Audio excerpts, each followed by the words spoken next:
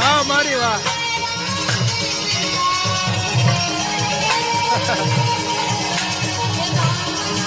તો આ માજીની મસ્તી અને આ માજી અમારી છે. આ એમનું ઝૂંપડું છે.